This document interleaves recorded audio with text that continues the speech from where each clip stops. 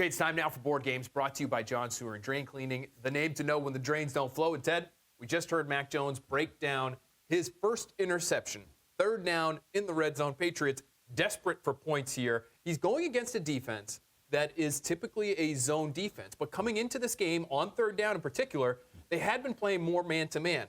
And you think he may have thought what he was looking at was man-to-man. Yeah, Tell us why. I do, because I think the Colts wanted to make it look like it was man-to-man when really they were playing a zone. Most teams play man-to-man in the red zone, which the Patriots are on the 16-yard line going in, all right? And so the way you find out as a quarterback is you got to put a guy in motion. So they motioned Jacoby Myers from slot to pro, okay? And by doing this motion from one side of the formation to the other, it triggers the defense to adjust. So this DB that was covering Jacoby Myers now goes over with his coverage, all right? So it looks like it's still man-to-man. That triggers a lot of other actions, though. Now this safety is replacing this safety, all right? So he comes back to replace him. It still looks like it's man-to-man to the quarterback. These linebackers, they switch with the motion as well, all right? And this is important because this is Darius Leonard right here, the linebacker who makes the interception. All right, so these linebackers switch. This DB comes over. The safeties rotate. And now this DB tells this corner to take half the field coverage at post-snap, and then he's going to replace his coverage out in the curl flat. A lot going on, but it's all to disguise what looks like a man-to-man coverage, which was really a zone. You got to carry the ruse, and they did a great job of kind of adjusting and making the quarterback think before the snap, Phil, that it's man-to-man. Okay, so even if he does think it's man-to-man, he still may be feeling pretty good because he has one of his best red zone targets here in Hunter Henry, ended up having 2 touchdowns in this game, and he's thinking man-to-man or zone, that's going to be my guy. Tell us what happens after the snap. All right, so it's a 3-man route combination. You have Hunter Henry kind of doing a deep over right here. All right, you have Jacoby Myers doing an option route. He settles right here. And then Jakob Johnson goes here. You have who do you have? N'Keal Harry over here, kind of clearing out to create space. And at the snap of the ball, you see Mac Jones looking this way, right? Because he is trying to pull coverage this way. And you know what? Guess what? Darius Leonard for a second does get pulled this way, okay? But he sees Hunter Henry coming from the other side.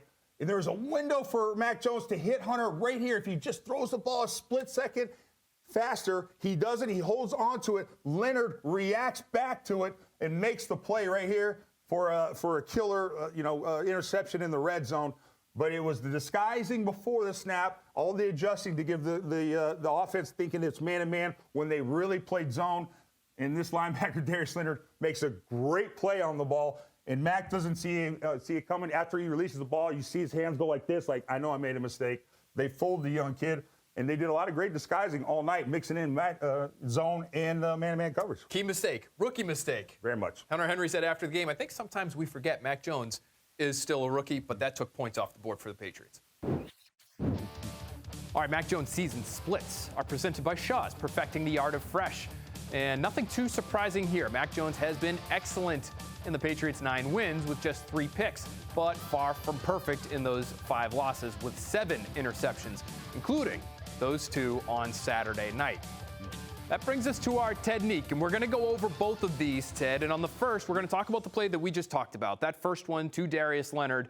It did look like Mac Jones knew, if I use my eyes properly here, there's going to be a window for me to find my guy, Hunter Henry, over the middle. But Darius Leonard ends up making a great play on this football in his zone drop. He played a lot of zone as a Patriot linebacker. Tell us what he's thinking about as he's making his drop. Yeah, and I would say this about Mac Jones. I think both the interceptions, he kind of he looks one way to get coverage that way a little bit too long, and I think it messed up the timing. And it was a reason maybe that they got the interceptions. But here's Darius Leonard. I'm the linebacker to the weak side, okay?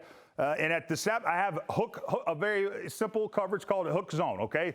And I'm just going to drop to my hook, all right? So at the snap at the ball. So I'm Mac Jones here. I'll snap it. Phil's the quarterback. So I'm Darius Leonard. I'm the linebacker at the snap of the ball. You're looking this way to N'Keal Harry. And what I'm doing as a linebacker is I'm going back in my zone drop is I always want to look where the routes, where the receivers at in reference to the zone, my zone.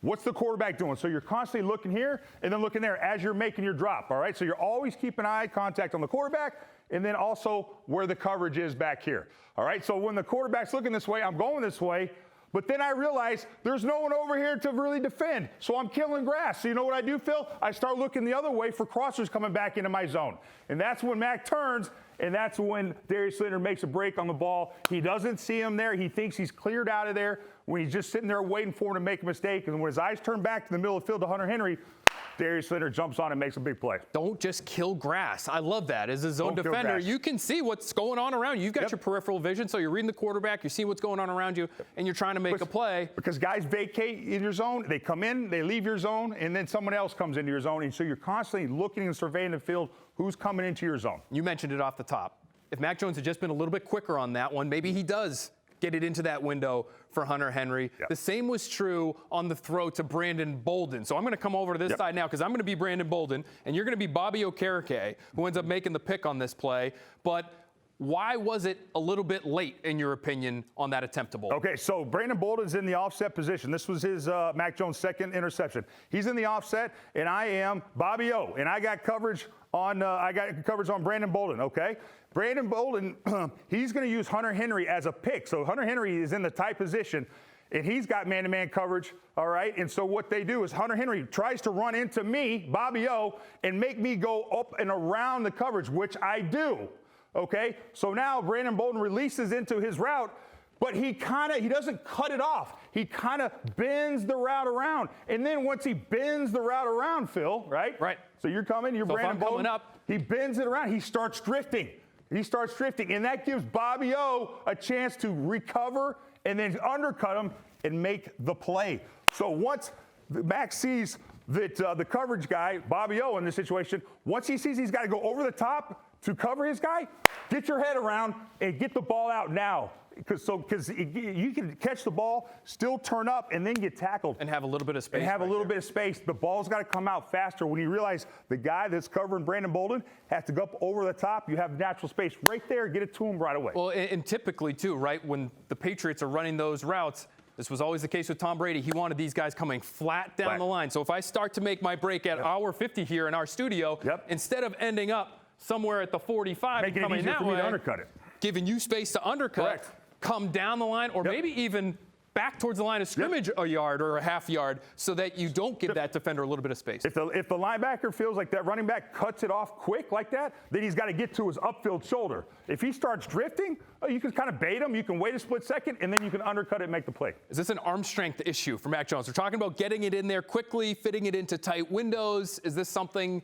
that has popped up that was a thing that we really talked about before even the draft with this particular I think it's arm strength, but I also think it's technique. I think it's getting your feet set, turn, and then being able to get all your strength into the throw. He's not set fast enough, and he's kind of throwing off of his back foot. So he's got to do it faster. His feet got to get around faster, and he's got to get that ball out quicker. When he anticipates, he's accurate as all get out. And we saw that late in the game, whether it's down the field to N'Keal Harry or over the middle to Hunter Henry, at the goal line to Hunter Henry. I mean, he did show a little bit of poise, especially for a rookie towards the end of this game. He did. He was gutsy performance. I give him a lot of credit. This kid will make mistakes, but he keeps coming back. And I love that fight in him, and I think that is going to go bode well for him and this team for a long time, because if you got a quarterback that can forget his mistakes, overcome them, and not worry about them, then you got something special. That bounce back factor is something that we've seen from him since training camp. Huge. So now you see, can you bounce back from a bad game to the next game and play a little bit better?